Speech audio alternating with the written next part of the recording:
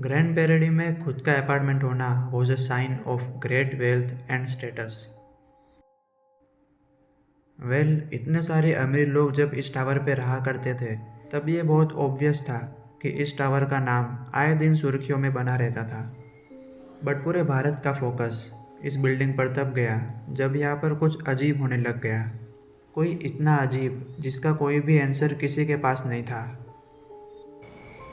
जून 14, 1998 में इतनी सारी अमीर फैमिलीज में से एक फैमिली वहाँ रहा करती थी, द लाल फैमिली। इस फैमिली में 3 जनरेशन्स रहा करती थी, बच्चे, बच्चों के मॉम एंड डैड एंड बच्चों के दादा और दादी जी। जो बच्चों के दादा और दादी जी थे जिनका नाम था वसादेव और तारा दलाल, जो मॉम एंड डैड थे उनका नाम था बालकृष्णा और सोनल दलाल। सो अब जो दादा दादी थे वसादेव और तारा, ये दोनों जून 14, 1998 को अपनी ही फ्लोर से कूदकर अपनी जान दे देते हैं। जब ये जान दे देते हैं तब पुलिस आती है, पूरा इन्वेस्टिगेशन होता है और उन्हें एक लेटर मिलता है। उस लेटर में लिखा होता है कि अब वो परेशान हो चुके हैं।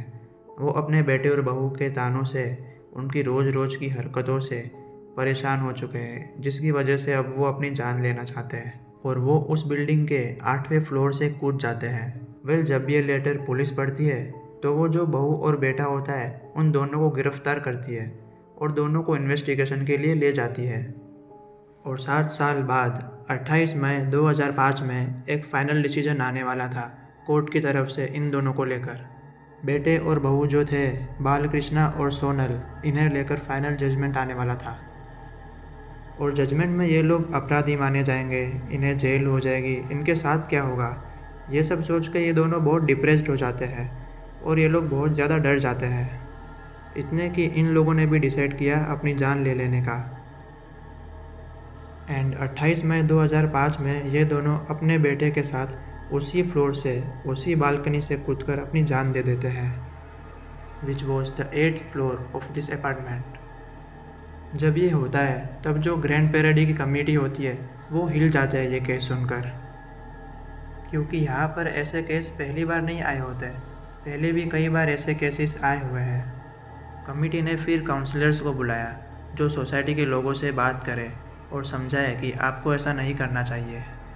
100 फैमिली मेम्बर्स ने काउंसलिंग सेशंस अटेंड किए। इनफैक्ट 100 से भी ज़्यादा लोग थे जिनके दिमाग में ये थॉट्स आ रहे थे कि हमें भी अपनी जान दे देनी है, हमें और नहीं जीना। काउंसलर्स भी शॉक हो गए कि एकदम से इस टावर में ऐसा क्या हो गया है कि हर कोई मरना चाहता है, किसी को कुछ समझ नहीं आ रहा था। और जैसे मैंने बताया, ये सिर्फ 2 केसेस नहीं थे, इससे पहले भी कई केसेस हो चुके थे। 26 अप्रैल 2001 को एक सर्वेंट नारायण चंद्र ने भी जंप करने की अटेम्प्ट की थी। 10 घंटे का ऑपरेशन चला और उसे बचाया गया। रीज़न था कि उसने चोरी की थी और पकड़ा गया था, जिसकी वजह से वो इतना डिप्रेस्ड हो गया कि सोचा कि अपनी जान ले ले। ईयर 2000 में एक आदमी मिस्टर जैन ने भी उसी टावर से कूदकर अपनी जान दे दी थी। हर किसी का एक ही तरीका था, कूद जाना। हर कोई अपनी जान लेना चाहता था, किसी को समझ नहीं आ रहा था कि ऐसा क्यों हो रहा है। जैसे जैसे इन्वेस्टिगेशन आगे बढ़ी वैसे वैसे और चीज़ें सामने आई। रेसिडेंट्स ने बताया कि उन्हें रात को कुछ अजीब अजीब सी चिल्लाने वाली आवाज़ें सुनाई देती है, स्पेशली 8th फ्लोर से, जिसकी वजह से उनका दिमाग ख़राब हो जाता था और वो बस ये सोचते थे कि अपनी जान कैसे लें। कई लोगों ने कुछ एबनॉर्मल चीज़ भी देखी, जैसे रात में कोई एंटिटी दिख जाना और फिर वैनिश हो जाना, कभी फुटस्टेप्स या नॉकिंग साउंड सुनाई देना।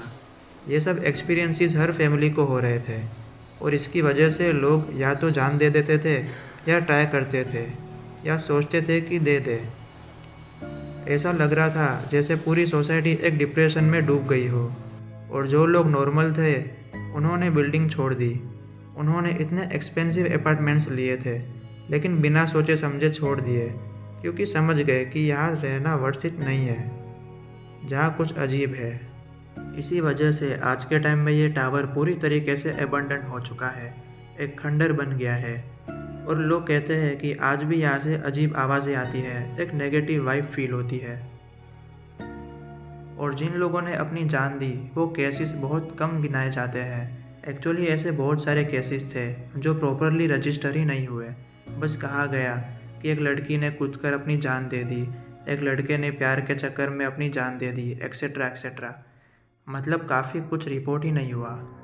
आज के टाइम पे द ग्रैंड पैराडी टावर, जो एक वक्त में सबसे आलीशान जगह थी, वो मुंबई की सबसे हॉन्टेड जगह बन चुकी है और उसमें भी सबसे ज़्यादा कर्स्ड माना जाता है 8th फ्लोर को।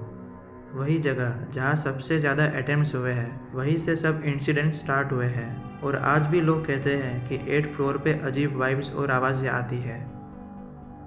लोगों का मानना है कि 8th फ्लोर पे कुछ तो है जो लोगों को मजबूर कर देता है अपनी जान देने पर।